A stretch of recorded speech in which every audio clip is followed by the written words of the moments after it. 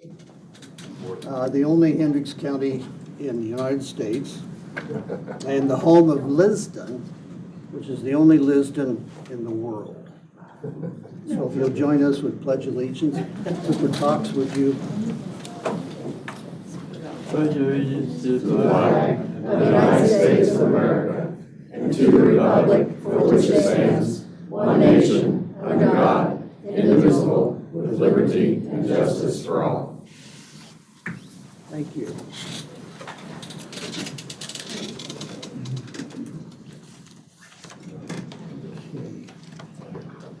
I believe, yes, Eric.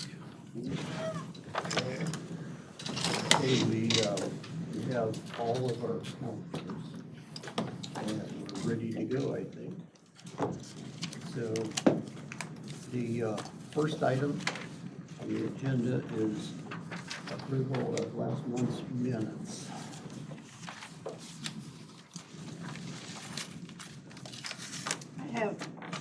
I have something before I make a motion. I think the amounts need to be filled in on the additionals and the yes or no on the transfers. That shows what was requested, that's not shown approved. With that change, I'll move to. They do need to be shown as they were approved 7-0. So do you have a motion then? With that, I will make a motion to approve them as amended. Okay. You have a second. All those in favor, signify by saying aye. Aye. Opposed, same sign. Passes 7-0. Okay, anyone in the audience want to make comments, have comments for us? Wow. Nice and quiet, excellent, nice spring morning. With that being the case, our first item under new business, since we don't have any old business, is Amy Mace with Cummins Behavioral Health for an annual report. If you will, please, thank you. Do they have copies of it? Yes. Okay, all right, well, good morning, everyone. I'm Amy Mays with Cummins Behavioral Health, and I'm here to present our annual report for Hendricks County. And so if each of you have a copy of that report, so I will just summarize it and then open it up for questions if you have any. So this is covering our fiscal year 24, which is July 1 of 23 through June 30th of 24. And in total, we serve 1,743 people in Hendricks County for both behavioral health and substance use needs. It shows how many clinical sessions we did with different types of therapies, totaling 17,367 different services, completing 705 new intakes, new assessments into the system. The bottom of the second page shows our major referral sources, the largest being self-referrals into the system, then followed by youth or child and youth services, including DCS, being the next largest source of our referrals. The third page looks at a patient satisfaction survey that is administered by the state of Indiana, the Division of Mental Health and Addictions. We are benchmarked against the other 23 mental health centers in the state, and the blue bar represents Cummins score, and the orange bar represents the state average, and Cummins scored above the state average in every category for both adults at the top and youth in the bottom graph. And that's done annually, again, by the state of Indiana. The next page will summarize our major sources of insurance, and 88% of the people that we serve have Medicaid, and then the balance is made up of people either with self-pay, Medicare, contracts with DCS, commercial insurance, etc. The following section talks about the various community outreach activities that we are involved in throughout the county and the region, and various events that were attended. The next page talks about new programs that began in the county, and we do have our 24/7 mobile crisis services now. We've always had crisis services, but over the last year or so, we've added the mobile component where we are able to go out into the community and meet with people in crisis as appropriate. Shows our various partnerships in the counties. Then we move into our addiction services, serving 421 adults and 34 youth. in that and showing our evidence-based clinical practices that we use for our treatment.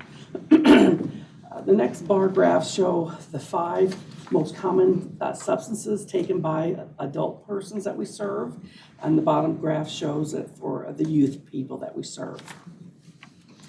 The next page is focused more on mental health. It shows all of the schools that we are co-located in and partner with throughout the county. And then also, it also lists the various evidence-based clinical practices that we use for our adult treatment. And then the report closes out with the 10 most common diagnoses that we serve for both adults and then also for youth. So with that, I'll open it up for any questions that anybody may have. Yes, thank you very much. Could you describe or explain to me what evidence-based practices means? Sure, that is clinical programs that are rooted in like best practices of what is the best way to treat various diagnoses. And there's very strict standards of what we need to include in treatment, et cetera. And so we base our models off of evidence-based practices. Anyone have questions? Just a comment, bearing in mind that my memory's not 100%. I sometimes don't remember what I had to eat yesterday. But it just seems to me that this report is more comprehensive than what we've had in the past. Correct. Historically, we would create our own report. Over the past couple years, the state has basically given us a format of what all the counties have said they would like to see. So this is the required format that we're using now, but if there's any additional information anyone is ever interested in, we can get that too. But yes, you are right, there is more information. Thank you. Mm-hmm. David? Amy, I got 2 questions. Sure. Your first page here with the summary of all your numbers. Sure. What's that compared to the last 3 years? It's very consistent. I didn't bring the last 3 reports, but it's very consistent with the previous years, yeah. Nothing going up, nothing going down? Just It's pretty consistent. Again, our largest services are with the youth and their families, and that's true for Cummins as a whole and all the counties that we serve. But we do see, continued growth in youth services, but yes. Second question, Medicaid, 88%. Yes. What concerns do you have with that for the future? We're keeping our eye very closely on that. As you know, through state and federal legislation, there's talks of Medicaid cuts, and so that would be significant for us if that was true, and significant for the people that we serve. In preparation and of people perhaps losing their Medicaid coverage, we have contracted with a navigator company that will help people get re-enrolled into any eligible benefits that they may be eligible for, just to help people if they do lose their coverage. It used to be that people would get verified annually if they were eligible for Medicaid at a state and federal level, and that's changed into quarterly now, so we anticipate people, unfortunately, will lose coverage. We can work to get them back on, but it takes a lot of work. So there could be where that number decreases. Yeah. Would you see a need at all for maybe an indigent type of Indigent care? care? Yes, we do have, if people do not have a third-party insurance or payer, we do offer sliding scale for people that, based off the number of people that live in their household and their annual income, we do have a sliding scale that our lowest can go down to free services if they meet those criteria. But yes, we do have that. If you run into a need there, let us know. Mm-hmm. Anyone else? Questions? Okay. Thank you very much. Thank you very much, appreciate it. Appreciate it. Thank you. Next is Jan Myers here from the Danville Little House Girl Scouts. That's right. I didn't hand it out ahead of time, so I apologize. Pass it around. Thank you. Cookies would have been nice, Jan. Next time. Hey, so I'm Jan Myers, Secretary of the Danville Little House Foundation. Our mission, again, is to provide the upkeep maintenance for the operation of the Danville Little House, and it's at 348 Muldoon Street here in Danville. And the Girl Scout mission, of course, is builds girls of courage, confidence, and character who make the world a better place. So a little history on our building. It was built in 1939. It was St. Mary's Catholic Church. It seated 125 people. It was one room with a stage, a choir loft, and a confessional. And then in 1945, they added a separate room for the live-in priest and a bathroom. And so then in March 26, 1948, the Good Friday tornado in Danville, it ended up, I guess, tore down a funeral home that was at Mackey Road and 36. And that's when then the Catholic Church decided to move over there, and that was the rectory in the beginning back then in 48. So then in 49, some of the Girl Scout leaders at the Catholic Church worked the archdiocese and the priest there on building or on buying the old Catholic church there on Muldoon, and that's when it became the Danville Girl Scout Foundation. They bought it for, originally purchase price was $8,000. They gifted $500 from the priest, and the girls raised $3,750, and then they got a mortgage for the rest of it. And then that's when the foundation was born, and it's been maintaining the house ever since then. Over the years, we've served over 5,000 girls. Again, it's kind of hard to figure all that out, since most girls join and then they're there sometimes for 10, 12 years, and then some girls just come for a year or two. So we decided that it was over 5,000 at least. Originally, North Salem used to be part of Danwood Girl Scouts. Now it's just Mill Creek and Danville. We had to change the name in 58 because Girl Scouts didn't want us using that, and that's when it became the Danville Little House Foundation. And so ever since then, we've had community members being board members, and since I retired and came here, the last 15 years, we've gotten, we partnered with the Rotary Club, and we got the main room with the ceiling lowered to help with utilities, and they help paint the inside, etc. We've worked with the Hendricks Power. They did Day of Caring and painted the exterior, gifted us an air conditioner.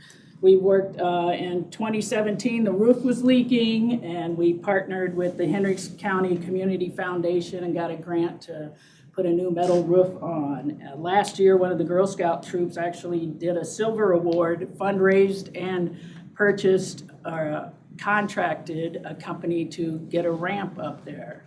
So again, history-wise, it used to be mental health counseling used our building for years. It used to be a voting site, but then once they passed the Disabilities Act, it could no longer be that because it wasn't handicap accessible back in the 70s. So it's been a community building for years, and it's about to fall down. So we were gifted $10,000, and we decided that we need to really take charge, and if it's going to be here for another 75 years, we've got to raise about $250,000 to completely redo it. That we have floor supports that are no longer there, it's sagging, the cement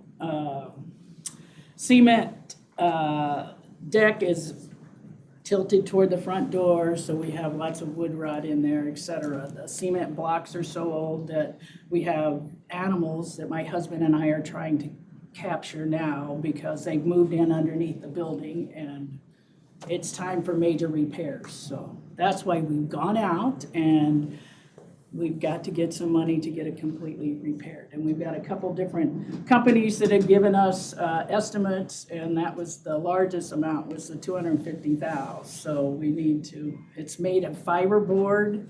The outside's been painted, and it's so old you can't even scrape the paint off anymore. It just breaks down. So that's why I'm here, if you're interested. A major project for you then.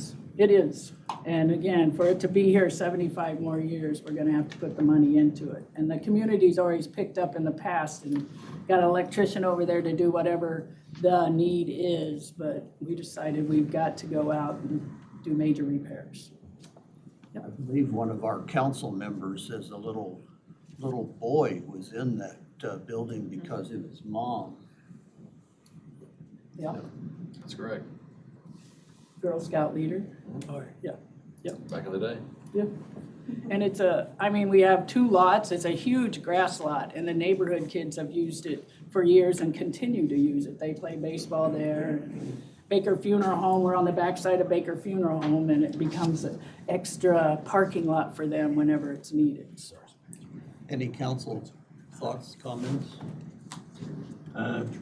Well, I've always been a firm believer that food and beverage should be used for good welfare of the community. But looking at our latest numbers, May's food and beverage is 30,000 more than it's ever been in its whole history. With that in mind, to help kick off their program here, 1% of that, $5,000 to help them get started, I think is reasonable. Is there other comment, other thoughts on that? Yes, clearly it's a very worthwhile project for a very worthwhile organization. My concern is I don't think it's something that we as in charge of taxpayer funds should be doing. For one thing, it sets a precedent. And if we do it for your group, I don't know how we turn down any other group that comes along with just as worthy a cause. So just from that standpoint, I wish you well, but I would have to be opposed to using taxpayer funds. I'd like to make a motion that we give them $5,000. Okay, we have a motion. Is there a second? I'll second it.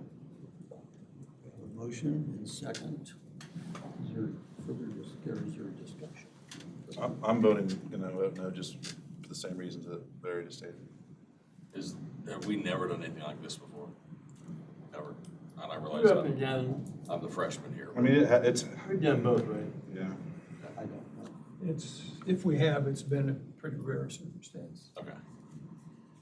And I probably was opposed to it. Okay. Oh, I understand, sir. Thank you. I think that's a big concern, Jan, as you can understand. Because we have so many youth programs in the county Oh, sure. that, soccer league, youth league, little league, Boy Scouts, et cetera, and somebody else will come back in, and that is a huge concern that we have to think about. But there's no doubt that there's a lot of young women, or your generation, who's gone through programs like that that's been inspiring in their lives. So, And more to come.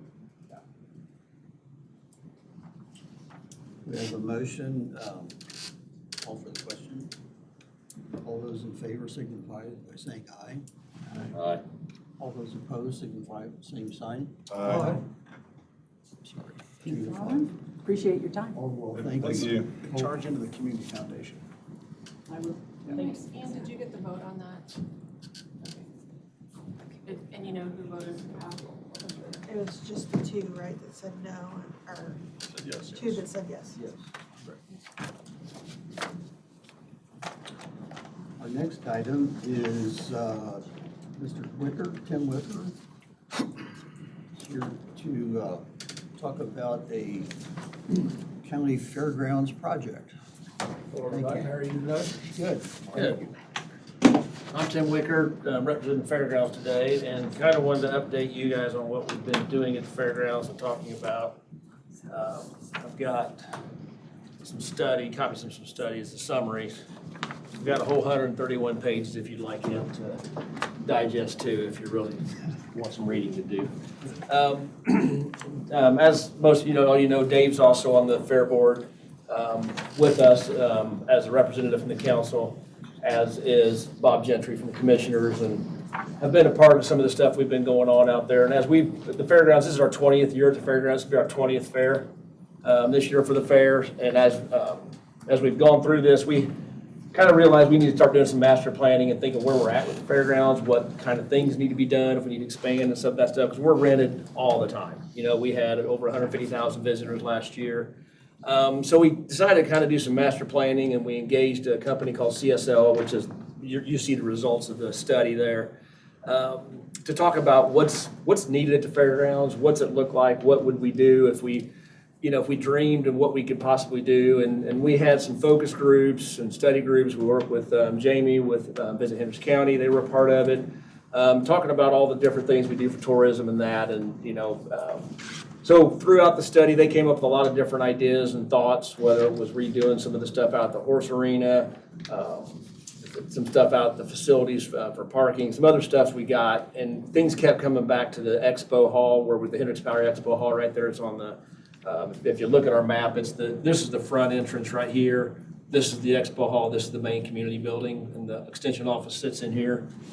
And these two buildings, obviously they're air conditioned, enclosed, all that stuff, and those are rented year round. We're about 80-ish% utilization rate on those, and we talked to this company CSL. They've done a lot of fairgrounds, a lot of event centers, so they're specialized in that area. And anytime you're at 65%, that's considered full if you're doing that much, and we're at 80% all the time right now. And so it came back to, best use would be to do a building here to basically double it, tie it on the existing expo hall, so now we could expand and have convention / organizations here to fill the whole thing up. And obviously, we have a lot of people who use just this building or just the North Hall and the South Hall. But we probably turn down one a month that would like to have more space, and we just don't have enough space for them. We're too small for them in reality. And if we would have this one filled every weekend before we ever open it, just because we turn that many away for a single building type spaces all the time. And then obviously parking is a concern as well. So this is kind of where the carnival sits when you've been out to the fairgrounds. This is kind of the carnival area, and adding more parking here. We've had some logistics stuff to work through here. And we worked with Arc Design, Banning, and Rigdon Construction to help do some budgeting for us and some of that stuff. And I do have some of that as well. So that's kind of where we're at. We're just kind of bringing up speed where we're at and what we've been looking for and kind of talking about. Dave, do you want to chime in on this? You've been a big part of what we've been doing. There's been some confusion a little bit with this project because we've been working on it on one side as the Fair Board or Operations Committee. On the other side of the confusion is I think we're looking to possibly get early voting out of this building and out to the fairgrounds in the future. And so having those discussions with DJ a little bit, that opens us up more here for this building. That makes more sense. I think DJ has already talked to Patterson. I think she's already got the dates already set for early voting for the next few elections, next few years. But at the same time, there's another building being planned out there to basically eliminate the East Campus building, the old fairgrounds where the voting machines are. And that was happening behind the scenes. That was Jack Swally working with the project, and Tim show us on the map where that. So here's our little storage building. This is the big storage building. The thoughts were the county would take this building over, which is it's got like 8-foot ceilings in. It's just a small storage building. And they confirmed the voting machines would fit in there, but that building can be locked. Keys turned over, fairgrounds can't touch it if you're going to put the voting machines in there, obviously. But then they were talking about then to do that, then extending this building, basically filling in this gap off of this building. I think one bay of that would be used for the county to park some vehicles in, and then the rest of it basically would swap fairground storage, swap that building for the other part of that. And that's what's Jack's been working on, getting quotes on. And this is all just like pole barn construction type thing for that. So that was a different project. They all got confused at one point. Got confused a little bit. So that's a project that I think the commissioners have basically given Jack to do to try to get out of the East Campus building. And after talking with DJ, it has to be secured and they have to be able to have access to it. So this makes a perfect opportunity for them to do that. And then that makes us to be able to move forward with our East Campus building to hopefully have it demolished here in the near term. Also, too, the building that Tim's proposing, I'm gonna call it the white building, Tim, the new one that you're talking about. If you look at that, it heads more to the north. And basically, when you look at the footprint out there, that is maximizing that footprint for that building. And as I shared with them, let's make sure that we can go as far as we can because there is a little stream right there. That right here, there's a stream So- or a ditch, if you want to Yeah, call it. so we can't go too much farther north. That is about as far north as we can go. So that makes that whole green space there opportunity. Let's build it or we're not gonna build it at all. So that's what I was trying to get to them is let's make sure we plan big or look big to fill that spot. I have a question.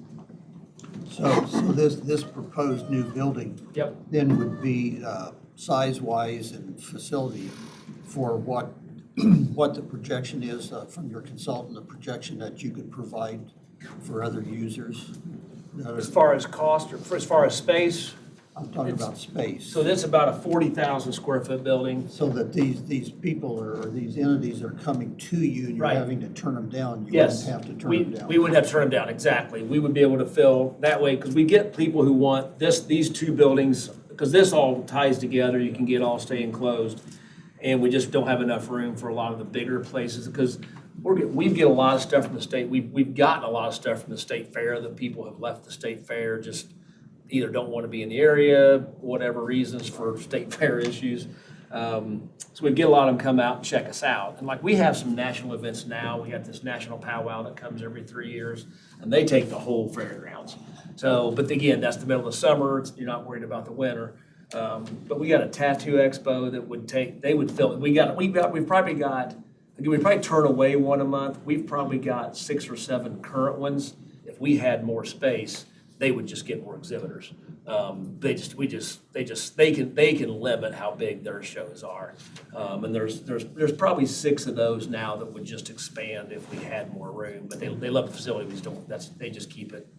So there's down for a that. strong demand for it. Oh, yeah, like I said, we would have this building filled up before it opened on the weekends for sure. Because again, we got enough we turn away just because we don't have the space, period. You know, we're already booked, we're booked through this year and probably, I would say half the weekends are probably gone for 26 already as well. So it just gives an opportunity to do more of that. And there's gonna be 2 stacked, the Yeah, classrooms are the on the south front end. here will have some classrooms, some bathrooms below, classrooms and offices on this one end to try to expand. Again, because when you get these conventions come in and, they want breakouts for whatever classes they have and that. And we've got the 3 classrooms down here, conference rooms.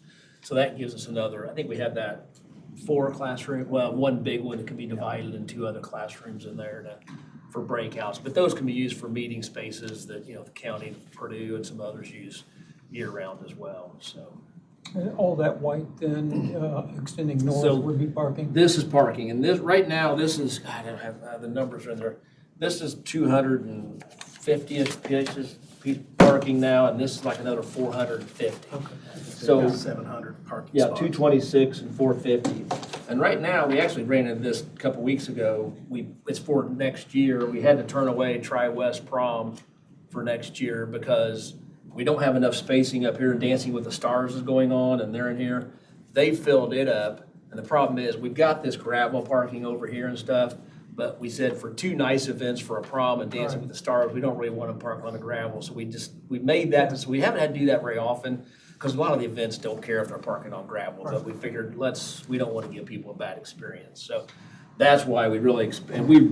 We fill this up a lot, that gravel parking on a lot of things. So this expands that, changes parking. The carnival for the week of the fair, carnival would probably be on the asphalt. And to Dave's point, they worked around, this is more of a green space here in the middle because that's that ditch that's probably wet today. And it'll be dry here in 2 weeks, but it's still a waterway we gotta work around. Has there been any consideration to putting in culvert to? We have, but it was way more, It was Banning told it was a It was huge. ridiculous number for a foot to go Massive. through there and bury it. It was probably $1 million to do that. It was Oh, it was a ridiculous number. Because your Sorry, culvert's I gonna be asked. way bigger than the ditch because of, Right, Yeah, for yeah. overflow or storm, yeah. So we did put together, Rigdon did put together some budget numbers preliminary for it. We also asked them to, because obviously financing and how this would come together, obviously it just doesn't get check written. You gotta figure this out. We asked ARC and the designers to come up with what it would cost to get this all designed, ready to go, because this is something we'd obviously want to do between fairs. So we want to start this on, August 1st and be done by July 1st the next year. Looking at the schedule, as long as we would bid this the right time, get the steel on site. So as soon as that fair is over, we're digging, pouring concrete and getting that done. And again, it's a steel building, so it will go up quickly. So that would be the goal, and whether that's after the 26th fair, if it's after the 27th fair, it's not happening after this fair. There's still a lot to get done. But we asked them, and that the number in yellow is the number it would take to get everything designed, ready to go, ready to basically up to bid documents, to be able to just be ready to do that depending on what can happen financing and how we can get to that point. So, and we feel that we worked with Rigdon, I know, and a lot to make sure these budget numbers were good. We also put some money in there to talk about, we've got a 20-year-old fairgrounds. We just replaced all the air handling units on this building just this year. There's some age, we're replacing the divider wall in there this fall for $100,000, which just makes you choke. But that's already getting done. That's not part of this. But obviously we put some money, we want the fairgrounds to continue to look nice everywhere else. We don't want a new building and the rest of it hasn't been kept up, because we by far have the nicest fairgrounds in the state. I mean, it's beautiful. And Larry was on the council back 20 years ago when we did this the first time It around. hasn't been that long, has it? This is the 20th fair, believe it or not, yeah. So, it's crazy, yeah. I've been in several county fairgrounds, and I agree with you. Yeah. Yeah, that it's this bar is- none. This is it. It is. And people that, And until they get here and they're like, holy crap, this really is something else. people come from other counties and Oh, just yeah. to see. Yes, we've had a lot come and mimic, Yeah. or at least try to come up and see if they can mimic at that as Yeah. well, so. So is there enough money in your budget and the money the county gives you already to pay for this, or is this gonna require more money from somewhere to do this? Yes. More money. Another ball. I'm sorry, what was the? My question was, do they have enough in their current operating budget to pay for this? Or when is our fairground bond, do we already pay it off? No, it's Last tax rate is 27. And as you know, we've got our capital improvement plan meeting coming in a couple weeks, so this is timely. Okay. Yes. Fortunately, to your point, Eric, what the allocation we get and the budget we have right now takes, we're able to repair the air handling units. Right. We're able to fix the dumb $100,000 wall, but we have to have it. I guess So the question I was we're gonna gonna ask do was, that. will that tax rate cover this new bond payment? That's, or we have to increase it, that's what we have to figure out. Correct, because I've got these numbers, those numbers. So we'll figure that out when we get to our capital meeting. If you're looking at the rate. I have a Okay. question. I'm sorry. Go ahead. Going back to your model, to the little tiny building, the gray building that maybe the county would take over for voters. Yes. Does voters need a climate control building, and is that climate controlled? That's a Jack question. Yes, currently I have bids to climate control that, and we would do security on it and everything that she needs. I've met her on site, so those plans are already working. So as soon as the fair is over, we hope to get that done. Yeah, I know these projects are big and many dominoes need to fall correctly, so I didn't want to miss out on And that. as I've shared with Tim and the committee too, Eric, to your point, and the council, we don't know what's going to happen with the taxes. That's for our further discussion with our financial advisor next month. So they're aware of that, so they just know that we got to make sure that we get all of our ducks in a row. And as I shared with them, I think it's, Nancy, do you remember exactly on the fair bonds, or maybe Ann, I think it's in the spring of 27, I think is when it's going to be paid off. That's what I'm thinking. Again, I believe we make the last payment in 27. So, So we would levy in 26 for 27. so, But we could always modify that. yeah. So I wanted Tim to come because we did a presentation to the commissioners last Tuesday, and I wanted Tim to come in front of the council just to make sure if there's any any confusion or anything, because I had some confusion, and Jack and I had confusion, and Tim and I had some confusion, and Steve Patterson and we finally got it figured out of what was going on, so who was on first and what was on second, and now we're finally around to home plate, to know what we're doing. So, Well, thank you very much. We appreciate your presentation because there's a lot of detail here. So it's not just kind of a wish thing. Well, the Some kind CSL of did a great concept. job. You got detail. Yeah, and they did some they did a good study on how many numbers are coming through it now, what the projection would be moving forward. And again, they did a really nice job. Again, there's 130 pages total if you really want to dig in. But we're happy to answer more questions if you got them in the future, but just want to kind of get everybody Any updated. time on it you're working with, and you need some type of semi-approval? I don't think right now, no. I think just trying to get it in front of everybody to understand what's out there and what's going on, so. with our finances. Yeah. Approximately what's the amount of revenue that is generated each year? Oh, good question. Hey, put me on the spot, Larry. Steve can answer that question. I mean, we're about our budget overall right now, we're about 1.2, 1.3 million, I think, our overall budget through it is. And that's everything, but I can get those numbers for you. I mean, I can easily pull that out and get that sent over to Dave, and Dave can disseminate that out to you guys, so. The revenue from the fairgrounds pretty well supports your budget then? Yeah, but we get an allocation from the commissioners every year. 405 is for the fair, 405,000. The beverage half. The beverage, and we get half the. Innkeepers. Yeah, not food, but innkeepers, yeah, get the right one. It's a Yeah. 400,000. Yeah. Jamie, do you know what that number is? It's over half a million. Okay. It's bigger than that. But obviously, extension offices out there and everybody getting, so good partnership with all that. And like I said, the voting, and that's the other part too, if voting comes in here, it's gonna shut us, if they move early, if you guys move early voting out here, that shuts all that down for however long that's going on, the one half of that building too, which would take away some of that. That's why kind of this helps that out, so, yeah. Great. One other question. I think I know the answer, but Okay. when plans were being prepared for the fairgrounds, there was discussion of enclosing the horse arena, yep. Yes, horse arena. Yeah. Is that ever gonna happen? The interesting thing is, and I would have said completely no until last night, Larry, you got good timing. We had a meeting that was one of their recommendations, but the amount of money to enclose it and condition it, the ROI on that, it didn't even make sense. Just partially because not only this building, you could condition it to a certain degree. The problem is you still have to have your horse barns and all that to store your livestock or hold the livestock.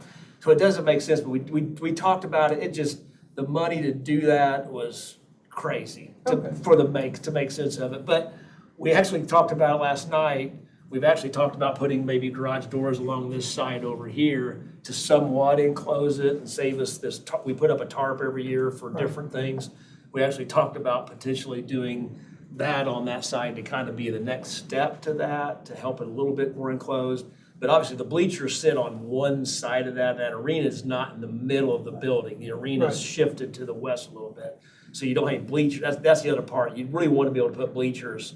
If you enclosed it, you'd really want to be able to put more bleachers in there just to have more events to really pay for itself and make sense of it. So that's why that one kind of, we did look at it. It's part of this, it's in the study. It was one of their recommendations, but just, yeah. Okay, Yep. thank you. No, you're welcome. Thank you very much. All right. Thanks, Tim. That's it? Okay, thank you very much. Thanks, you guys. Appreciate everybody. All right. Our next visitor is Jamie Buller-Smith. She's here to represent Visit Hendricks County. I think you do this annually for us, or semi. I do. Daily. It depends. If you get the emails, it might be daily. Or if you blocked us, then you probably don't. We have a staff member who's a big fan of the GDPR rules, so if you blocked us, you're probably getting nothing. So you might need to go in and unblock us. There you go. Hi, Greg. Jamie. Hey, hi. It's been a while. Yeah. I don't come asking for money much, so don't get to talk to you. Good morning, everyone. My name is Jamie Bowler-Smith. I'm the Executive Director, CEO of Visit Hendricks County. I would like to point out two people I have brought with me. As many of you know, we have several new staff members due to turnover in our office. So I have brought Kyle Johnson, is our Director Vice President of Marketing Strategy. He's been with us 9 months now, and he has taken over our marketing department. And then in the way back behind him is Philip Dywert, and Philip is our 3 months. That right? Director, 5? Is it 5? No, 3. I was like, there's so many of them. Brand new Director, Vice President of Destination Development, which is a brand new role we have, and I'll get to that in a second. So they are here with me today. I wanted you to be able to put a face with the names. But first off, I wanted to give you a quick annual report update. So for 2025, our annual report, all-time record. So as always, we were able to be very successful again this year. As you know, what is tourism for us here in Hendricks County? Tourism in Hendricks County brings in money from the outside visitors, and they spend money. So the visitor economy supports the locally owned stores that you visit every day and the places that you go with your families to enjoy your time, your free time, your leisure time, and then the places that our community comes together. So in 2023, these numbers are from 2023, we waited a whole year for tax receipts to come in. So these are where these numbers are from. Over 4,840 people were supported by tourism jobs in Hendricks County, which ended up being $125.8 million in wages, which is up nearly 5% over the previous year.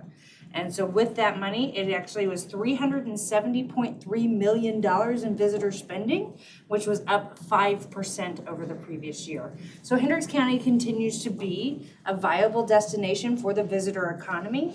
And most of that money was spent on food and beverage. As you know, your F&B numbers are up. I heard you talking about them earlier. And those are certainly something that we want to keep an eye on. And then shopping, entertainment, recreation, transportation, and then lodging. Lodging is a $42 million economy here in Hendricks County. And as you know, our offices are funded by the innkeeper's tax. So that being said, how healthy is our tourism business? When people come and stay overnight, and they pay visitor fee, they pay the innkeeper's tax, which is a pass-through tax. So it is not property tax, it is money that visitors pay when they stay overnight in a hotel room. If their hotel room is $100, they end up paying $115. $7 goes to the state, $8 comes to the county. That is shared between the Hendricks County Parks, the Hendricks County Fairgrounds, and the offices of Hendricks County Convention and Visitors Bureau. So last year we were 3rd in revenue per available room in the entire Central Indiana region, 3rd in occupancy, and 3rd in average daily rate. So again, another very successful year. 2024 numbers, which we don't have like this detailed, but I can tell you it is better than 2023. 2024 is now our peak year. So as we work through all of that, what we are seeing is we spent 2024 doing research. So we spent in the entire year doing a brand new strategic plan. So Nancy Marsh just joined us this year, replacing Caleb. So she joined our board just in January. So we're very excited to have her. And so we spent all of 2024 asking the question of our residents, what do you do in your free time? How do you spend your free time? Where do you spend it? We asked visitors, what do you like to do when you come here? What would make you come to Hendricks County? And then we asked the community and our stakeholders, how can our organization better serve you? And that led to this, which is Destination Defined. This is our new strategic plan with an updated mission and vision. And then we have a more detailed objectives and task list that we just launched last week in coordination with National Travel and Tourism Week. So this is for you to take a look at. But basically the mission says enhance tourism and improve residents' quality of life through leading destination development, fostering industry community connections, and promoting the county through trusted and impartial leadership. So one thing we learned through this whole process was people believe that we are impartial and that we can come convene people around a table. And they also believe that we can connect We are a convener of multiple groups.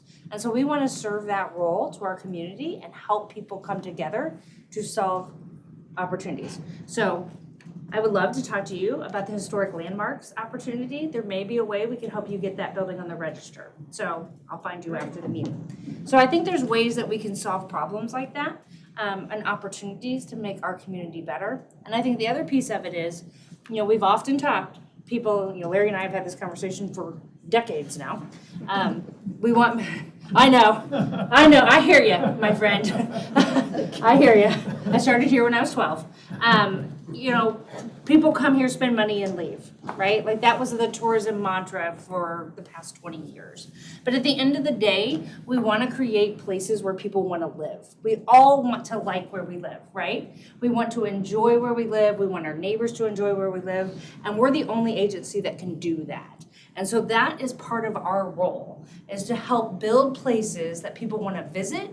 And then in turn, we're creating communities that people want to live in. And then we're building a workforce, right? So we're solving a number of problems in one fell swoop.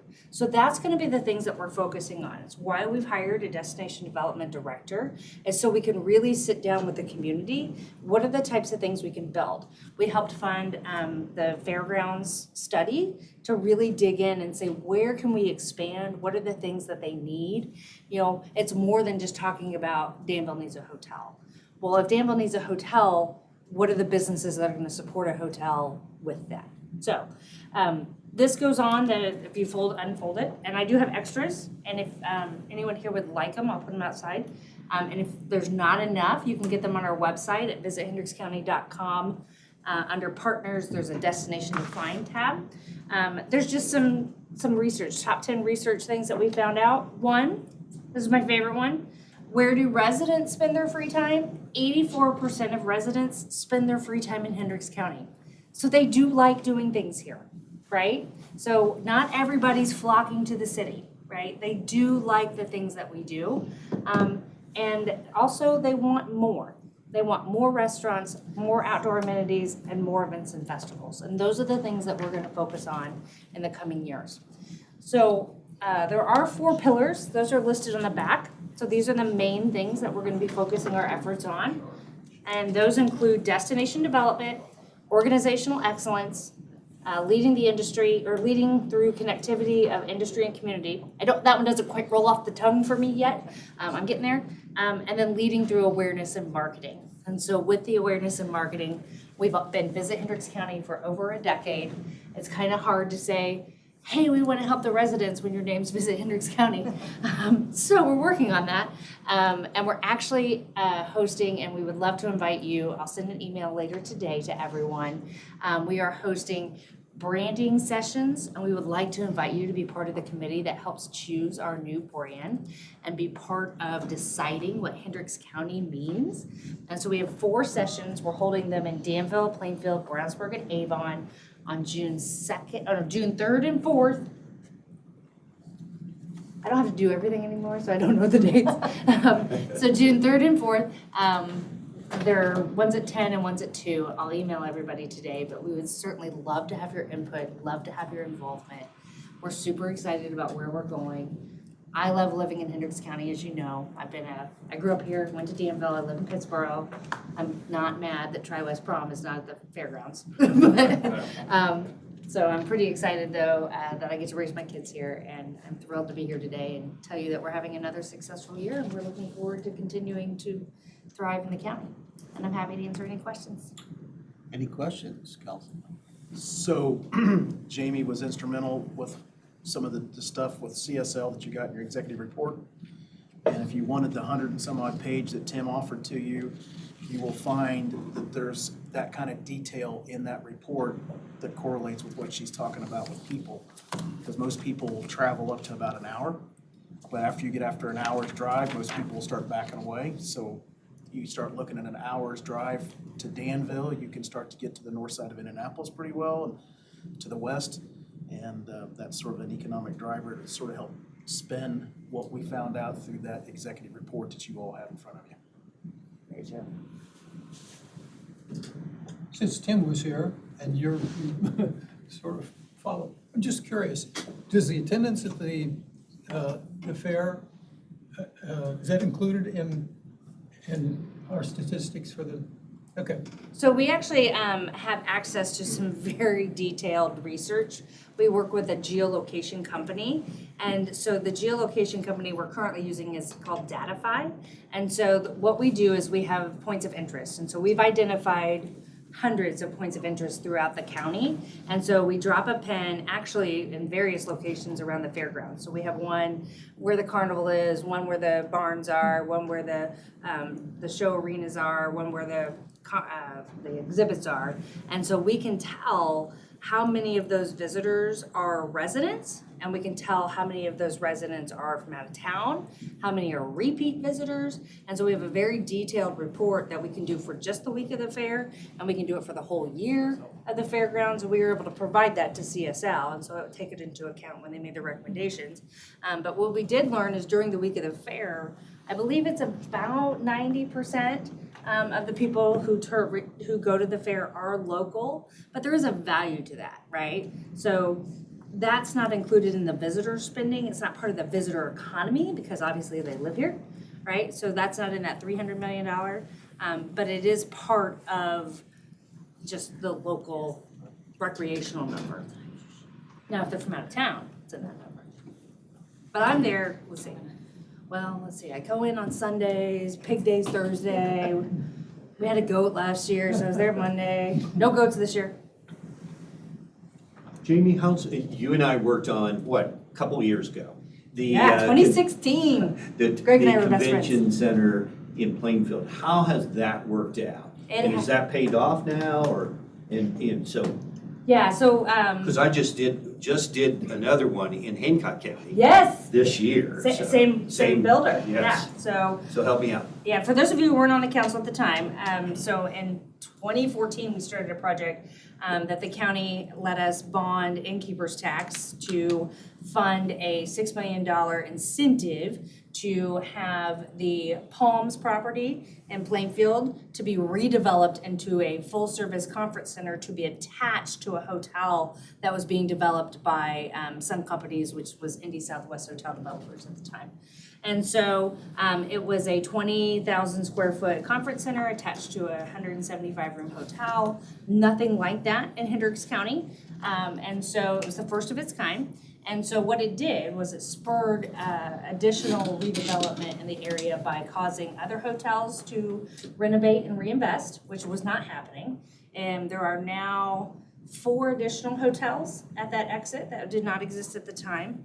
The property was running so it opened in 2019, March of 2019. I don't know if you remember what happened in March of 2020. We don't talk about those days. However, they did run occupancy at, I think they stayed at about 62% in the conference center side, 62 to 65 through COVID. And then they rebounded up to 80% through 2021. And they maintained their opening staff all the way through until 2023. So they have been very successful. They are our most successful hotel as far as occupancy. They have a fantastic staff. The only thing they've never really quite got figured out is dining. So like they have a restaurant, but they're not open for lunch. They're only open for dinner. But that's a demand issue.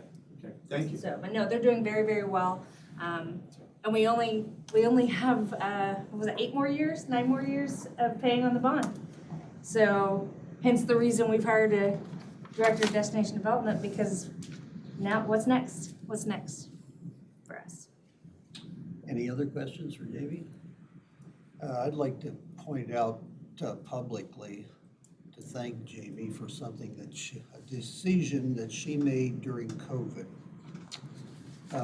She knows what I'm going to be talking about.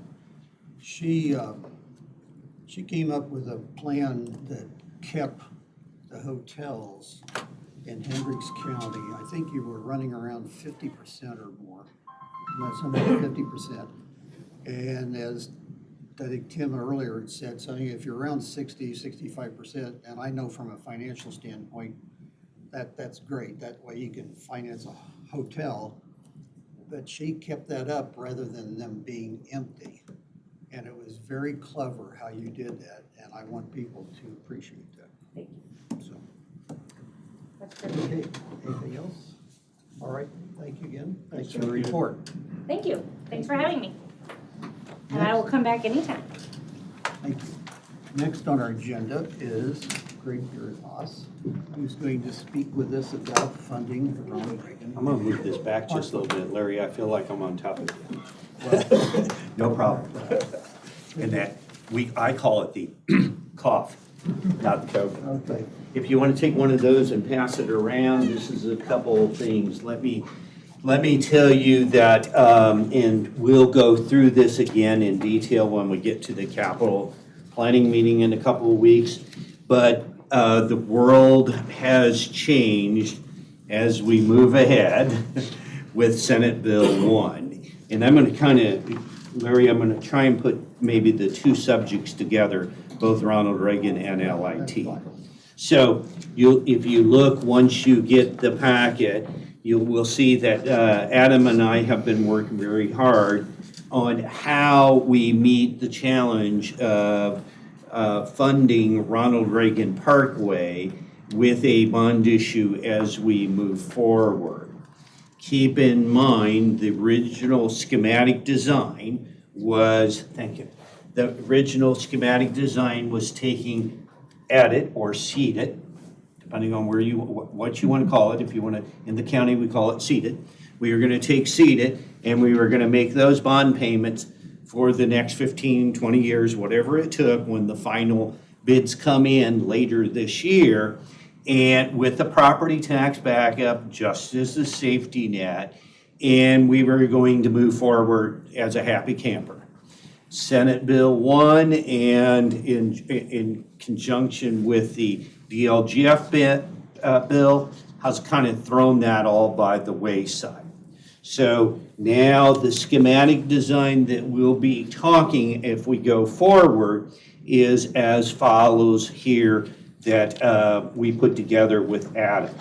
So the pledge of TIF from the Ronald Reagan allocation area would be number 1. We know that's small in nature, but remember what we want to do is we want to do the same concept we did with mile number 1, which was in the Avon area, right there, what was known as the old Sears area. And so any other revenues appropriated each year by the county council, basically this would be lit. Okay, it would be lit revenue, and I'm gonna, and so it would be akin to seed it. But you know, seed it is going away at the end of 2027. All those buckets that I'm gonna go through here in a minute go away, and basically we get the 1.2% lit, and there's other things too we need to talk about, but that's when we'll give you more of a legislative update. If the TIF is insufficient and no other revenues are appropriated by the county council, then a special benefits tax. So that would be a special benefits tax only as a absolute backup, kind of like what we've talked about on the property tax bond, and what we've always done from day one on our bonds. Now, the only issue with that is when we say special benefits tax, it is the non-incorporated TIF districts that exist now. So it would not be Brownsburg, not be the areas that are TIFed in those towns.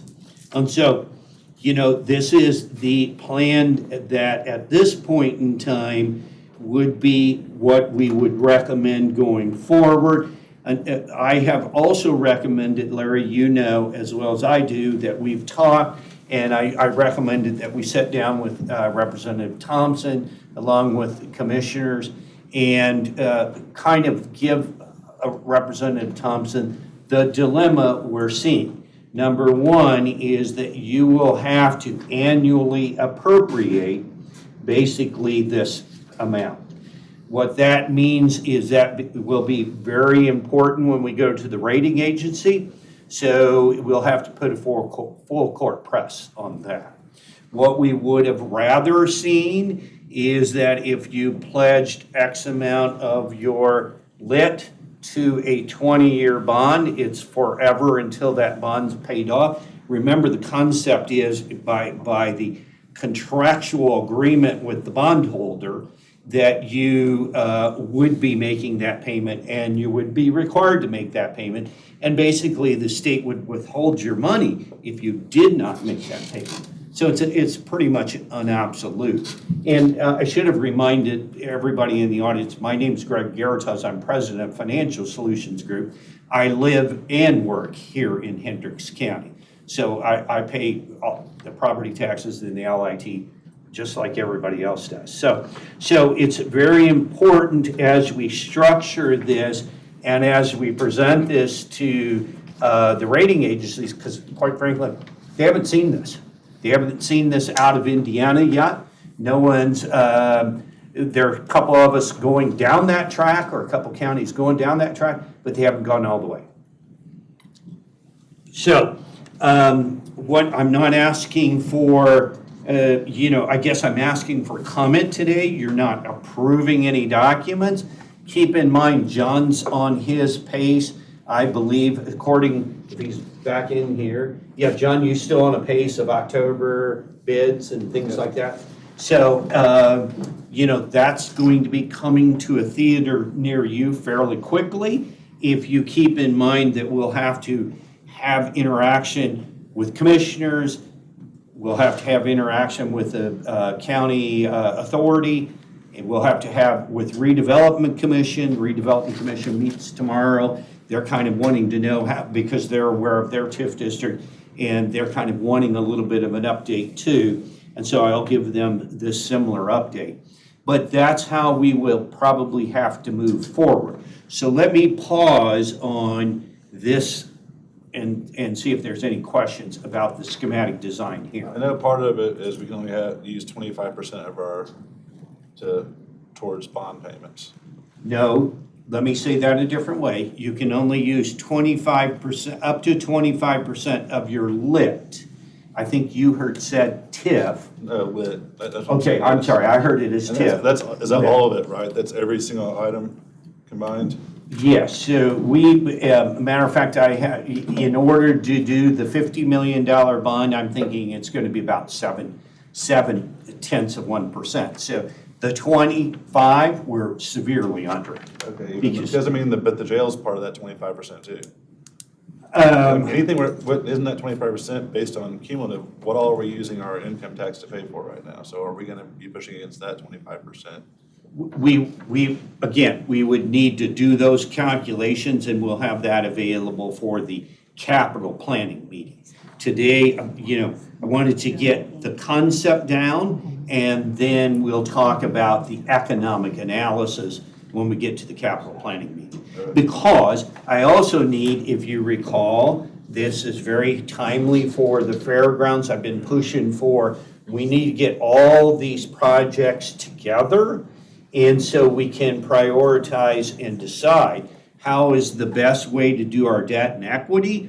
Let me remind you, I'm believing that your equity, which is cash on hand, is extremely now valuable going forward. And so that's going to, take a hit with some of the credits that are coming and the substantial circuit breaker that will increase. So yes, Eric, I still believe we'll be under the 25 with no issues, but we will add those all up. Yeah. And some, there's some, Adam will explain, there's some differences between Title VI income taxes, Title VII income taxes. You're not a Title VII for your jail, some of them are. And some of the Title VII at this point still go forward. But this is where I think we need interaction with State Representative Thompson and just say, here's kind of where we see this going forward. I would hate for the annual appropriation clause to we get a downgrade in our rating for this bond. Remember, each bond holds its own rating because the state just said, let's just do this each and every year. So it's basically, now, You would obviously appropriate the money because you'd have a very large roadway that basically would shut down if you didn't pay the lease fund. So, Some county's gonna miss that. wouldn't want that. Yeah, I use it a lot. By the way, my daughter used the fairgrounds a lot. I would think that the annual approval requirement would be a downside Yeah. to bond buyers. Oh, it'll be perceived as a negative. The state made if it themselves do will- that too for their income tax rate, right? They have to reappropriate it every year. Pardon me? The state made that requirement on themselves too, where they have to vote on the tax rate. Yeah, but they were under a completely different authority. And I think I was told it's to hold everybody accountable and very transparent. And the answer is, there's a lot of other ways to do that rather than increase the cost of borrowing from the taxpayers by doing that. And that's when I said, if we have proof as we go through the process that there will be a negative or a different rating, a lower rating. Remember, we carry a very good, I think it's better in the United States now. It is. And so, that's very valuable to all of us, council, commissioners, and taxpayers. So we have to try to retain that. We must maintain it, yes, yeah. Okay, so switching then kind of to the LIT, the second page, yours is all stapled together. This is the estimated lit impact that we see at this point in time. The good news is, if you look at this far left-hand column, the 1.2 maximum rate that the state has given us as the max rate for the county portion, exclusive of some of the other version things that you can do, it would bring in about 67 million. As you can see, what we've done then is we've said, let's back into what it would take to support all the LIT that we're consuming right now, and it would basically be 0.85. So the good news is we have breathing room as we get to 28. Again, this is something you do in 27 for 28, and you must also renew it every year, which Nancy, I'm going back to 92 counties, and the number of times I've seen people miss a deadline on their budget, and if they missed a deadline on their LIT, you'd lose a tremendous amount of money. It's a gotcha. It is. I mean, could you imagine, and the liability issue just went up. I have errors in remission. You could not basically have that much liability insurance on this one. So it's going to get really, really important as we Somebody go will forward. miss it. Pardon me? Someone will miss Oh, it. I guarantee you. I guarantee you too. About out of the 92 counties, I think 4 of them missed budget last year. Had budget issues. And sometimes it was an underlying budget issue for a taxing district that boiled up to the county. That one was a killer. That one was killer. A solid waste missed it. And so, so that's what it would take going forward. Questions on that? I have a question. Yes. This replacement of 0.85, I think you're aware, but maybe not.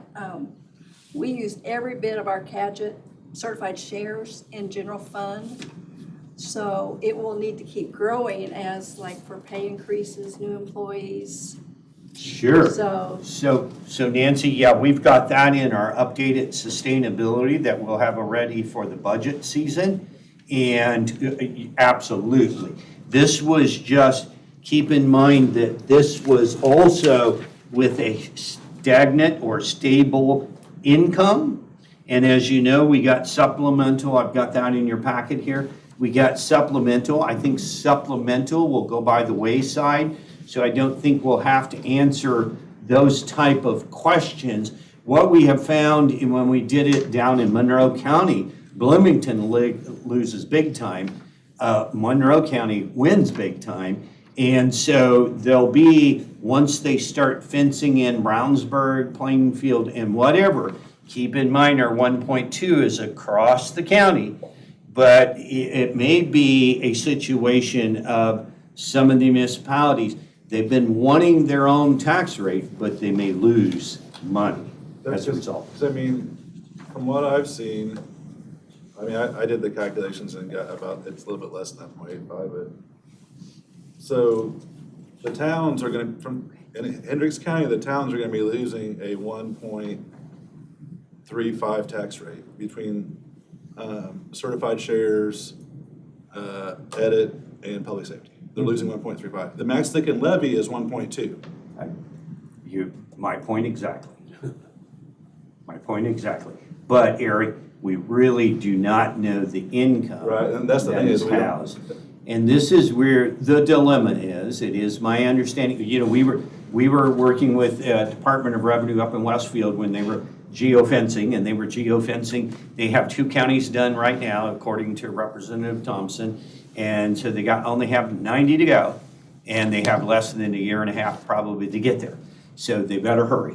And Really so, fun with all those, Pardon me? all of the exempt areas inside all these cities and towns. well, that's another thing. I spoke with Representative Thompson. The donut, remember there was legislation by Avon. It was, I've got to say, I kind of helped push that along and came up with that recommendation.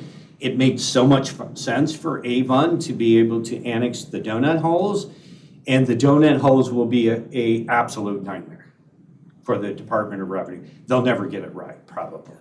You know, it'll just be tough. Yeah. One more question. Yeah. You didn't include the property tax relief in your calculation, but aren't we going to have to pay the $300 per? It's included in the 0.85. Well, I ran the numbers off of. It's not on his list. It's not on the that list, matches up. but unless there's the 0.85 is way different than. see, so let me go there. So yes, you are going to have to spend, or let's put it this way. The state gave everybody $300 credit. Credit. Okay, and the state said, by the way, we're not paying that. And so what that means is, right, 92 counties have to, in essence, forego that money, right? And so what do you think that's gonna do to your circuit breaker? It's gonna tremendously impact it. And, you know, I've got some numbers of maybe 3 million or more. And so that the point of that is that your circuit breaker, which is back here on, you know, and we've got a circuit breaker here, it's 3.1 for 2025, and I believe that's the new actual run. And we bumped it up almost 15%. I think it's, if we don't find a way to replace that $300 for lost income to the county, you now went to 6 million. And by the way, you know, school corporations and everything are gonna share in that. So when we start talking about, as we move forward with any lit adjustments, reallocation of lit this year, we're gonna wanna probably take that into account. So I know the towns don't get money from the county, but do the schools, does that go away from them too, or do they still get their distributions of income tax? No. So how are schools In going to? 28, those will go away. How do they get their, At this point in time, they're gonna lose money. all of them are not having enough money for operating funds as it is. How's that gonna work? We kind of wondered where the school association lobbyist was. So all I'm saying is there will have to be some To the fixes. people in the room, what's gonna happen is your property taxes are going up and your income taxes are going up. So this savings they just did for you is gonna make everything Well, taxes higher. in theory. Unless you're in the county, if you're not in the town, you're okay in the county because you're raising about half. So in theory, and actually in reality, and I've got another sheet, that your AV is going to go down, okay? And your property tax rate is going to go up. So I've got one here, as Ann knows, the tax people do not have their software put together yet, probably. I'm worried about a late tax billing next year. And several of you and I have lived through that. Nancy, you lived through that. Yeah. So I kept saying in the past, keep your cash because that perfect storm's gonna come. Guess what? I think it's here. And we have the cash. Yes. So we're in a really good position, but I'm really glad that we didn't spend it all. But here's what's going to happen. As you can see, the home value, which we kept the same at around $750. And what's going to happen is the supplemental homestead deduction goes up. The net assessed valuation then goes down because the standard deduction goes in the exact opposite way. And the crossover point magically is 2028. And Dave, your farmland will be going down because, as time goes down. So we've been saying that, all in all, your, AV will be, and this is a little further than what you wanted me to go, but we've got a lot of homework to do between now and budget. And, AV may be going down 7 to 11%. The key will be I'm assuming we don't have any gross AV numbers yet, but here's where Hendricks County is really awesome. We've got a great workforce. We've got, the more jobs we bring in and they live here, sounds like a lot of people, can live here and are not, it's not like a Hancock or somebody else that's migrating, up to the rich and famous area up in Hamilton County as much to live, but, maybe some of them. Larry, you didn't move, did you? No, I didn't know. I Okay. was just, You're getting me Hancock worried. County is now the fastest growing county in the state. Yes, but be careful on that definition. And so the key is we've got growing income and we've got growing AV non-TIFT. And so, that will help if we have a subtract of 10 and we have an add of 10, we're that much better off. So this county, I think, is one of the best, along with some of the other donuts, being very, very insulated. But, I don't think anybody, it's like the 1, 2, 3, the circuit breaker. It made a great headline. The practical reality was horrible. Almost 3.5 million of lost, that we had to make up. And so, but the key is having good, what I call smart economic growth. But part of this too is, towns less than 3,500, the only way they can get a tax rate is if we pass it forward. Absolutely. So, And AMO. Why, Well, and I won't muddy the water, but you can pass them a tax rate, and then, under certain parameters, you keep 75% of it. And so that's because of the shared service concept, but yes, but let's not derail the train. We've got to make, some good capital improvement decisions going forward. We got to keep this battleship headed in the right, or this, I call it an aircraft carrier. It's heading in the right direction. It's going to take a few hits. The Houthis are still busy. And so, we'll still just keep steaming ahead. But we've got a great direction, and there's going to be some clarification that's needed. what about counties that already have a higher than a 1 point? Well, you mean Pulaski that has 3%, may God bless them. Now, so part of it is, keep in mind that I actually It's gonna set. come down, but there's no. Well, I actually did that, Eric, a long, long time ago for their jail. And part of that, it may be Title VII, and Title VII has not been eliminated yet. Okay. So, but there's obviously fixes that are gonna have to come. But Randolph County, which is Yeah, very you rural. and I talked about that. Very rural, small population, they're already at 3.0. Yeah. And they're, oh boy, I think everybody wants a casino right now, but, Shelby County's had its own challenges with its casino, so I know that one well. So, you know, that's kind of, I gave you a summary of the impact One and then more I quick gave you. question. Yeah. Do you think, or do we know, so how is it distributed now? Is it based on income generated from that town, the number of people in that town? How does it determine how much of our income? I thought it's property tax levy. I have it in the sustainability, but I believe it's levy. Property tax levy? Yeah, there, you know, some counties are people, some population, some are levy. I think we've always been levy. So how do we know, I mean, so what we're using right now to do the county and what the towns are getting, once you get, we'll have to know the actual income number for each unit of housing in that geographic area to calculate how much our thing is gonna be. Like I said, a lot of geofencing will have to take place over the next year and a half. So, but again, we gotta, I don't wanna lose sight of what we need to accomplish over the next year or so. I just don't want to get us into an issue where we're make commitments we can't keep because of what they do to us. Sure.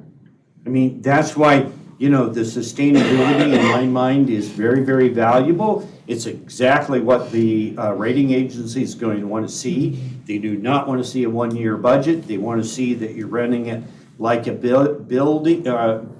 business, and that's going to be kind of critical, always looking out.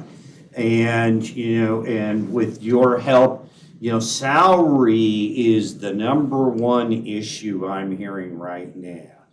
And, you know, we will get the 4% growth quotient. That's in this document right here as the summary.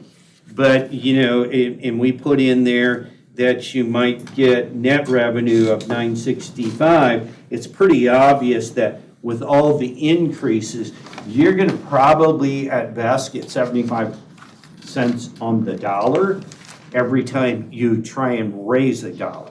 So for the taxpayers out there, circuit breaker, the goal is, it's my understanding from the legislature, trying to get everybody to $3 tax rate. We've got a while to go because we're quite low here in Hendricks County.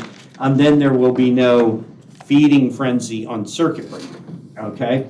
And so right now, there is that because obviously there's still homes that are not at the caps and things like that. So as we move forward, all of that will kind of just start mounting up on the circuit breaker, meaning when you try and levy a dollar in your budget, if you try and levy 30 cents in the budget, you will only realize maybe actually 28 cents. The other 2 pennies, the taxpayer doesn't pay and basically is lost revenue for you. So Nancy, your point about being able to provide raises and things like that in the future, my concern is keeping up with group health.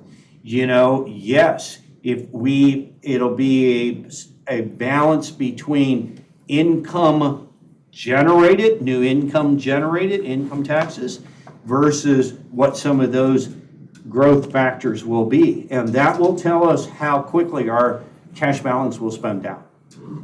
But your decisions on payroll for 2026 is absolutely very, very important. Nope. The only people that are saving money on property taxes are going to be people that have high amounts of personal property. Well, and the $300 we may or may not get in 3 years. Yeah, so let's explain why you said personal property. Because it went from an 80,000 exemption to a $2 million. Well, remember, I told you that it was going to eventually go away. What I'm saying is, And to the so- average homeowner who says that this is supposed to be, that you're not saving any money because everybody's going to do a referendum for the schools to make up for the money they lose from income taxes. Your taxes are going to go up by on this bill. Bottom line. And that's your statement. Yeah, Yes. I will. Would you disagree with me? Or say it's my statement? I have no reason to agree or disagree because this vegetable bowl has so many things in it Yes. that it's going to have to play out. Okay, any more questions? Just regardless of all of this, we have to look at the bright side, the silver lining, and that is that the legislature and the governor are able to say to the taxpayers, we cut your taxes. But they didn't. Yeah, well, as far as the state's concerned, yeah. It would have been probably nice if they said which one to cut. Yeah. But, you know, again, I still recommend, Larry, that we put together a small little group and go talk to Jeff and just kind of explain what we're doing, because, you know, I had met him after the fairgrounds, you know, last legislative. And I said, you know, we were right in the middle of doing Ronald Reagan Parkway. We had the absolute greatest schematic design that would cost the ratepayer or the taxpayer the least cost. And that kind of got derailed. And so we want to go back and check and see, you know, he may have some clarification that he will do next year. We do not want to wait on the TIF bond until next year because of some very obvious things. And John, if we waited a year, the Ronald Reagan would probably go up by 10%. It'd go up, I don't know. Okay. I was gonna guess, but- 7-10%, depending on what all happens and things like that. So, I have one more question. yeah. Sure. Here. On townships losing their certified shares, what about Avon and Middle Township, who both manage a fire department out of their? So remember, there's that .40 that can go on to the lit, that can go on to the taxpayers also. And that .40, remember, you know, when county councils thought the buck didn't stop here, the buck is definitely stopping here now. And so that'll be something that we, you know, I think we're looking at in other counties, it's probably when you enact, again, you wouldn't enact that .40 until 28, but it's probably time to create area-wide districts. And then, you know, basically fund those. Fire districts? Maybe fire and EMS, yes. Might be a good idea, but, I know it would take some know, shotgun 3 years weddings and 10 because I months. live and work here. But I'm just saying that ultimately the dollar and cents will matter, because if you dribble it, it won't be effective for the taxpayer. And so if you strategically divvy it up, that's probably when it's going to be best. So I'm thinking falling that under the council's purview. commissioners set up districts, councils fund Dividing them the with the money. .40, but I think that's where we're going to have to head, and maybe some people won't like that, but. I think. It'd be like a But- school consolidation. But the Anybody's answer living with is, this. how are you gonna even do it, you know, how would you do it without? Right, that's what, because Avon has a $15 million budget. Very, very, very critical next 3 years, there's no doubt about it. So, Thank you very Okay. much. thank you, Thank you. and see you in a couple weeks. Okay. Next on our agenda are the additionals, and we'll have a public hearing if there's any comments concerning those. Hearing none, I will now close the public hearing. Are there any motions, discussion, whatever, concerning the 8 additionals that have been requested for the budget? Move to approve. 1 through 8? Yep. We have a motion to approve 1 through 8. Okay. We have a second. Is there discussion? Yes. With respect to the, hang on, let me find my place here.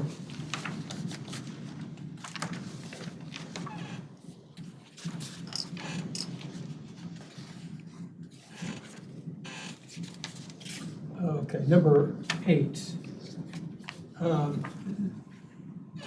The explanation for the request was that the appropriation was done for the wrong fund, and this is a correction. So we did an appropriation, right?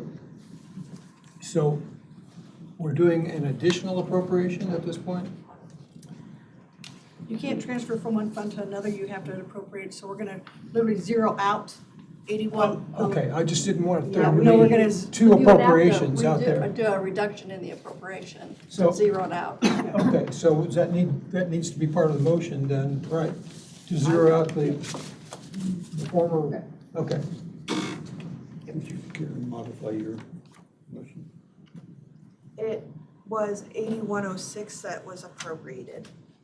So 8106 needs to be reduced. Was it just a typo, or was it the wrong? It was a typo. Typo? So we didn't do anything until we came back to this meeting to make sure we had it correct.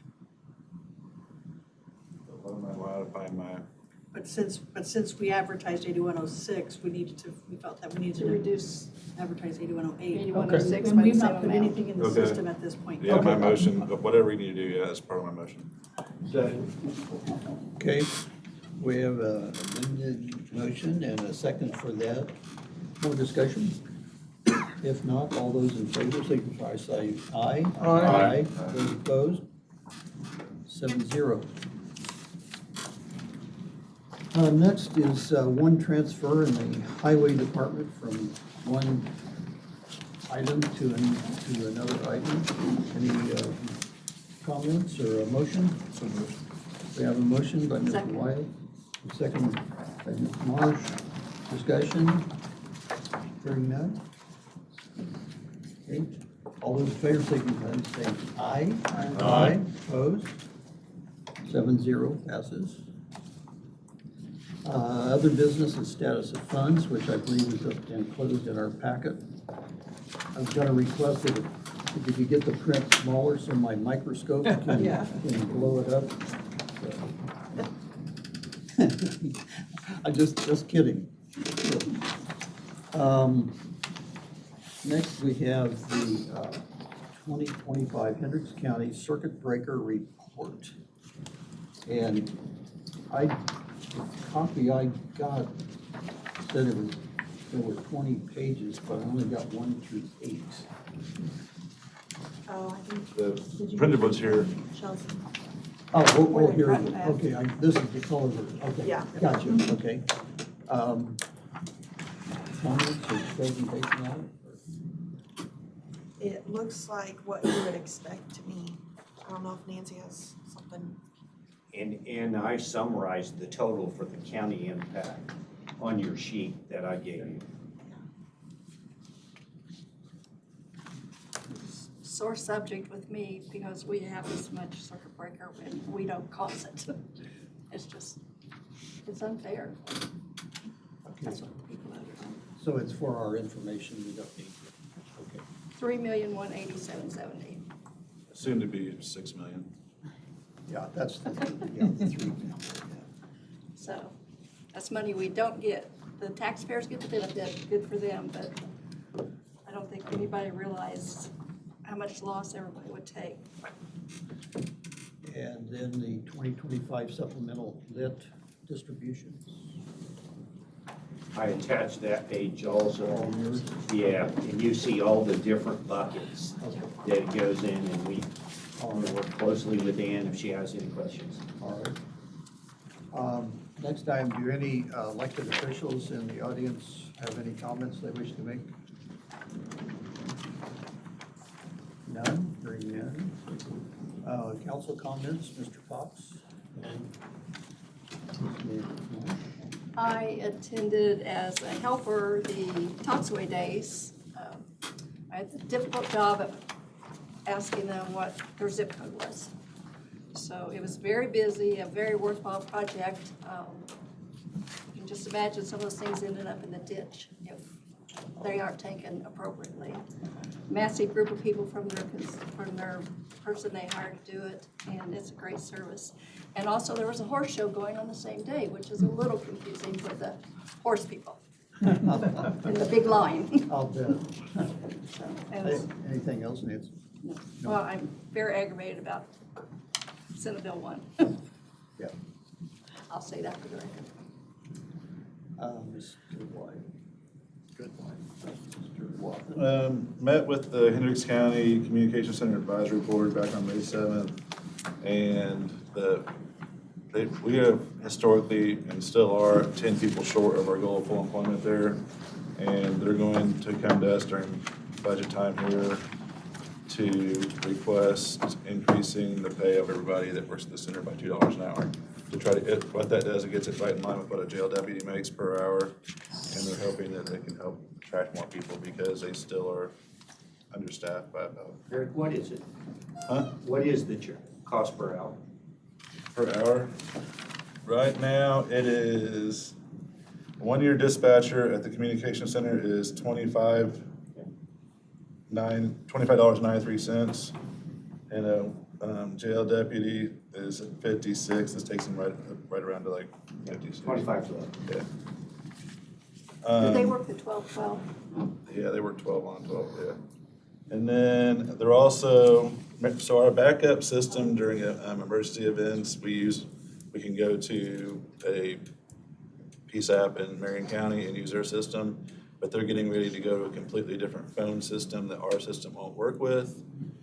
So when I was at the meeting, they talked about, I don't know if they talked to you, Sheriff, yet, about buying a mobile unit for it'd be for the Sheriff's Department and them, but they can have mobile workstations in there where they can, during an emission, it would work no matter where it's going on, as long as there's airwaves and stuff being transmitted that way, it'll work. Whereas if our system goes down now, if Marion County has this new phone system, we can't use their system because it doesn't communicate. Eric, is this a repeat of 3, 4, 5 years ago? It seems like there was an interface problem. Well, we all do, I'm not sure, I just know that we would probably never have to use it, but right now our mobile command system is a RV that somebody gave us, I don't know how long ago. And this would give us, if the county and the PSAP could work together, this would give us a new mobile command unit for emergencies and stuff. That would be good, so that's something they're looking at, no decisions yet, but that's discussion to start on that. Eric, I believe Hancock is doing the same thing, and they're in the process of correcting it. I think that building, I think the truck's like $750,000, something like that, ish. But we can pay for that with PSAP money and split with the sheriff and, that's update from that. That's all I got. Okay. Well, I hate to state the obvious, but there needs to be a state standard for all Yes, you would think so. communications. I don't have anything other than to encourage everyone to sign up for the state called meeting for county councils. It's going to be a valuable program. We're going to have a significant discussion about the new legislation, and I think we'll give all of us to attend. I believe that'll be June 20th and 21st. I think that's right. And that's at Carmel, at the Renaissance Center. Anything else? No. Mr. Parsons? Not this time, sir, thank you. Ms. Stark? No, we will be meeting in June, well, you guys will be meeting in June to help with the budget. So the budget process will be behind this year. And so people will have less time to prepare their budgets, but I will be sending something out to start everybody in the process to be thinking about their budgets and planning it. They can still plan it, and then if we have problems after the joint meeting, we can work on that. What days are we doing budget? The joint meeting is June. No, I'm talking about our. It was actual budget. August. So it's until August. Oh, I get it right here, 5th through the 7th, okay. Yeah.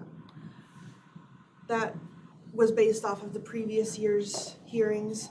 Obviously, if we need to move it, I'll send something out, but the joint meeting in June will kind of determine half of our budget.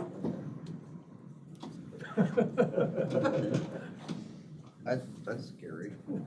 Salary is going to be the key. Yeah, salaries are the main. And increase in group health. Yeah. And new people. And. And No. Up here. just a FYI, when we start looking at budgets, we did get notification today that the Community Corrections Grant for work release and probation will be reduced next year. Great. They don't know significantly how much. We will know probably in the next month or so. So currently, right now, reason we had to make this appropriation, work releases product income.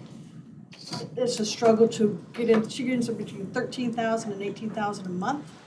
So that fund, we're trying to build that fund up right now because it was in the cash negative, paying stuff out. We don't want that. Half of the people are paid from this project, the grant, up until about October, some of them from September, and then they move over to project income. We're gonna need to really look at what we're gonna do come budgets, because it's probably gonna have to come out of another fund for the county to sustain that, both of those departments. We will know, as soon as I know how much is gonna be reduced, I'll let everybody know. Okay. Anything else? Nothing else. Mrs. Cook, would you want to give us some briefing on some of the, perhaps on some of the other things besides SB 1? I put together with Hancock County Council a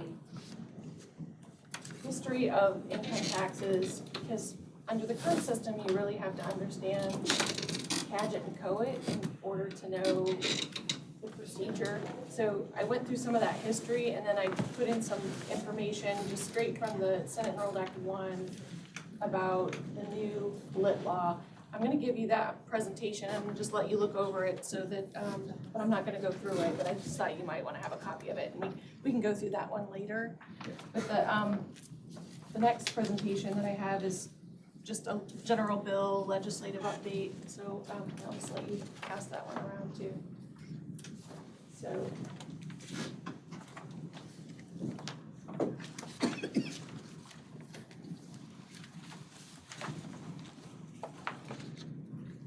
the one I'm going to be working from is the legislative recap for 2025. Looks like this. And I think we can skip over the Senate Enrolled Act 1 provisions because we went through those, I think, last time. But I've got several slides on Senate Enrolled Act 1. One thing you should know, though, is that when they passed Senate Enrolled Act 1, they came with this trailer bill, the DLGF bill, which was 1427. So some of the things, if you just go to Senate Enrolled Act 1, you're not gonna find what you need there, because they actually changed things a few days later to what they had already passed in Senate Enrolled Act 1 in 1427. So for example, one of those things was they had a new veterans deduction or veterans credit for $250, and they went back and they changed that to the status quo. It could still be a deduction. So it does get a bit confusing. So the first few slides in here are about all the changes made in Senate Enrolled Act 1. And we've talked a lot about those, but I'll start with just the budget bill. That's the state budget, House Enrolled Act 1001. And the biggest changes here, because they had the revenue forecast that came out showing $2.4 billion shortfall, they started going through the budget and making cuts to all line items by 5%. They added a $2 per pack tax to cigarette. And I think the most important things for counties was that your health fund, your public health fund was cut. That was budgeted at $75 million for 23 and 24, $150 million for 24, 25. Those line items were both cut to $40 million for the biennium. So those public health dollars went down quite a bit after everybody opted into that program. And then also the READY program was funded previously at $150 million for each year of the biennium previously, and that program wasn't funded at all. So no READY 3, I guess we would call it. House Enrolled Act 1198 dealt with local public works projects, and it raised the amount of work you could do with your own workforce from $250,000 to $375,000. So that $375,000. That should help us out a lot. And they've also added a inflationary index to that $375,000, so that will go up with the CPI instead of having to go back and get the legislation changed. One thing that's not really discussed about too much on some of the presentations I've heard about legislative recaps is that also in this bill, they raised the threshold for public bidding. So it used to be $150,000 that you had to go out for bid, and now that's up to $300,000. And then for quotes, the range is $50,000 to $300,000 now for going for quotes. And What's for quotes? $50,000 to $300,000. So it's for both quotes and bidding? Bidding is anything over an estimated cost of $300,000. It used to be $150,000. Right. So that's not in the digest of the bill, but when you go into the bill, it's in there. And so that was kind of a nice help. Senate Enrolled Act 425, this really started out as a project about green energy. But one thing we'll have to pay attention to, and I'm trying to sort through this with some of the planning departments that I'm working with, is that they put in laws that affect advisory planning commissions for different processes about making changes to commitments that make it to the legislative body, which would be the commissioners. And then they also changed development agreements quite a bit, all those procedures. So we're trying to unpack all of that. Oh, I think I skipped over because I turned my page incorrectly here, so let me go back. Sorry, I'm going out of order. Hit on 1461, which was road funding. Community crossings grant stayed at $100 million, or no, that was up. $100 million set aside, but the program stayed the same. They had talked about the requirement that the cities and towns would have to adopt a wheel tax for counties that hadn't done it already to be able to get the grant money from community crossings, but they took that provision out. No wheel tax required for those traditional grants.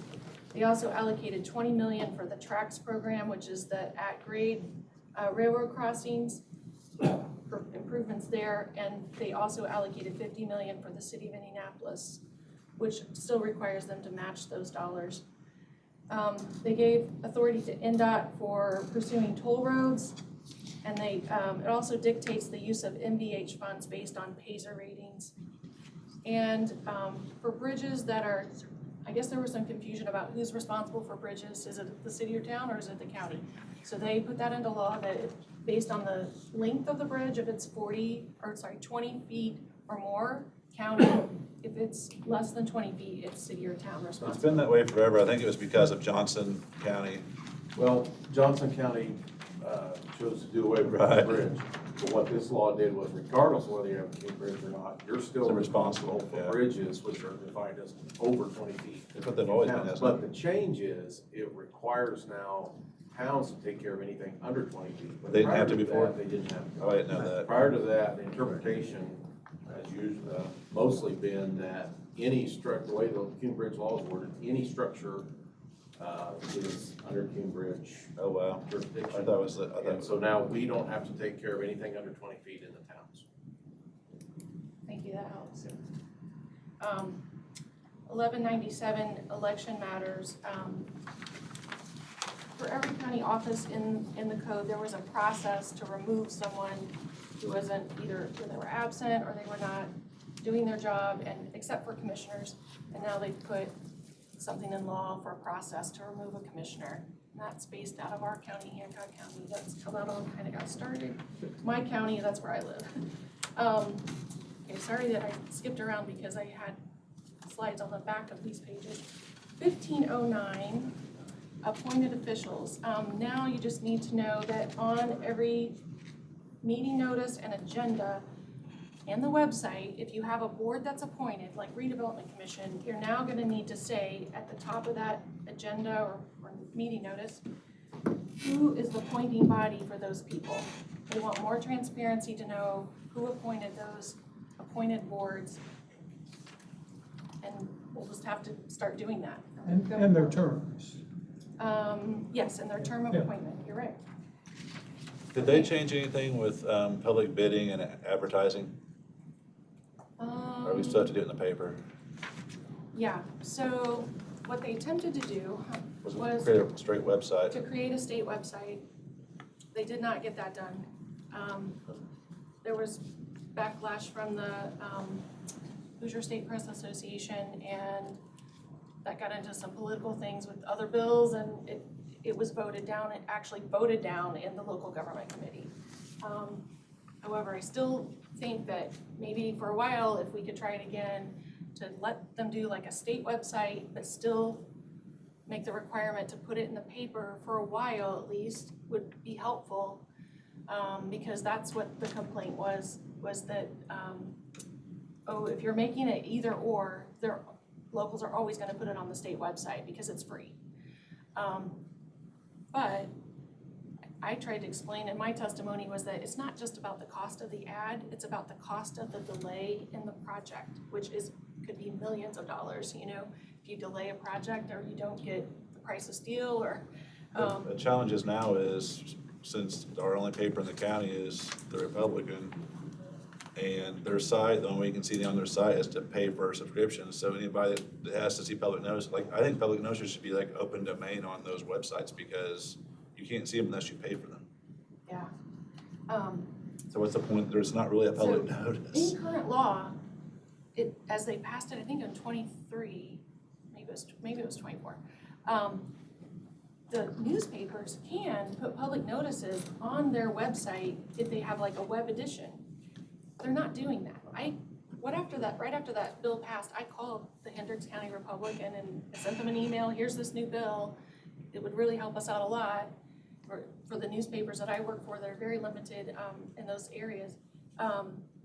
And they just never picked up the ball and started offering that service to put the notice on their website. So I've met with a local paper and I'm trying to get them up to speed on the new law to help us out because that delay is just incredible, so. But there is help in current law if the newspapers would just take it upon themselves to help us out and put those on their website, on those legal ads. Okay, executive sessions. House Enrolled Act 1134 and 1641 both had language in it, in those bills dealing with executive sessions and expansion of when you can have an executive session. So I've listed those there. Healthcare options with respect to coverage, specific compensation or employment matters with individual employees, employee handbook changes, reviewing of negotiations on performance of a publicly bid contract when public knowledge would increase the cost of the contract, solicitation of contract proposals containing a bidder's proprietary information, and communication with an attorney subject to attorney-client privilege. That's all I had. I just pulled out the key bills really that I thought were important. A question for you, Rhonda. At one time, I know there was, I think, a bill that was proposed that the payment time period for a bank loan would be extended from 5 years to 10 years. Do you know if that made it any burden? It did. Did it? It did? It's not ringing It a did? bell to me. Yeah, okay. Okay. Is it more than 10? Was it more than 10 or was it just 10? I know it passed. I think it's up to 10. Okay. Yeah, and if you go into this lit presentation, probably the most important part is when you go, the first part is just kind of a history and the current lit status, but then you get into this back part of the presentation and it's the structural changes with lit. And I broke down the new rates, and then I added slides that talk about each of the rate and what you can do with each one of those. And so we've got the general purpose rate at 1.2%, then the rate for fire protection and emergency medical services at 0.4, and 0.2% for the non-municipal taxing units, and then 1.2 for those smaller municipalities. And I copied in the exact statute to help you have that as a reference point. So that's gonna be a lot to sort through. And what I'm told by the Ways and Means staff, because I've already found some things that, not for this county, but that need to be tweaked, but they say that we're just gathering all of those changes that we know need to be made, and we're gonna take the next year or two before, you know, it goes into full effect in 28 to make changes. Thank you very Rhonda, much. question with respect to appointed officials. It's not clear to me what bodies are required to have that information. For instance, Larry and I both on the board of directors of a group called Hendricks College Network, which has, most of the people on that board are not elected officials. Does that body have to publish the? You know what? Let me pull out the actual bill and see what that language says. I can see what you mean. There's like quasi, right? Exactly. That you're like, now Right. do we have to do that? Right. Let me get the exact language and share that with you. And I'll Okay. do that in here. All right. Thank you. Yeah. Yes. My name is Laura Helmick, and I am the park director for Washington Township Park here in Avon. And I can tell you that SB1 has us scratching our heads too. We just want to make sure that townships are not forgotten. As the largest township here in the county, we serve 62,000 individuals. Not only that, we provide services that others do not provide around us. You know, we are currently in 6 different elementary schools providing the only before and after school opportunity for parents. And next year it will be 9 different schools due to redistricting.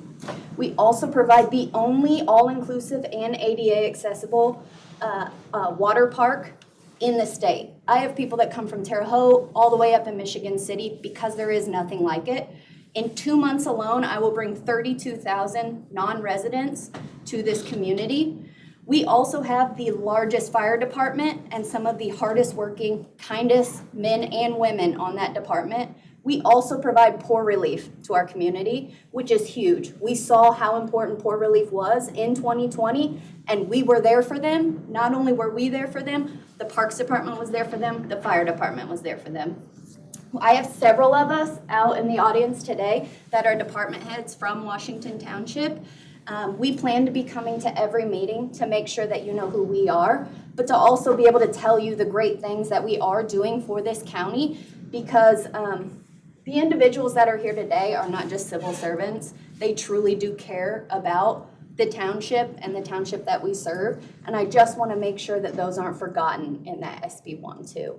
And so I know that I'm speaking today. Our fire chief is here, our deputy trustee is here. We also have our deputy fire chief of operations administration. Our trustee would be here today, but he's a fireman in Brownsburg today. And so we do plan to come to every meeting and just make sure that you guys know who we are, but also what we're doing for this county. And so I thank you for letting me speak today. Very good, thank you. Thank you. I do have a clarification. Larry, it applies to a board, which means a board, body, committee, commission, or any other instrumentality of the state or a political subdivision. Okay. So for any of those meetings, you have to have that information on the agenda. The reason I ask, I'm also on the board for CERTA, which Yeah. is, it's quasi. So I have had to provide that information to them, but that raised the question as to which groups are required to have it. So thank you very much. Something to ask it, Greg, or if you can figure out is, so they're here obviously because they're gonna lose $8 million a year in income taxes. The only way we can get that is if we put a tax rate in for them, but I don't want everybody in the county to be paying for Washington Township services, so can we geolocate that tax rate for just Washington Township? I don't believe so, but I So don't know for a fact, Eric. It's something we'd have to further research. Do you think they would, if they're gonna make all these laws, they'd try to figure out what's going on before they did it? Again, it's amazing they'll be able to even do 90 counties, let alone, what is there, 300, or is there 500 municipalities? Yeah, a lot of work ahead. Well, thank you, everyone. It's been a long meeting compared to others. This meeting is adjourned. Thank you.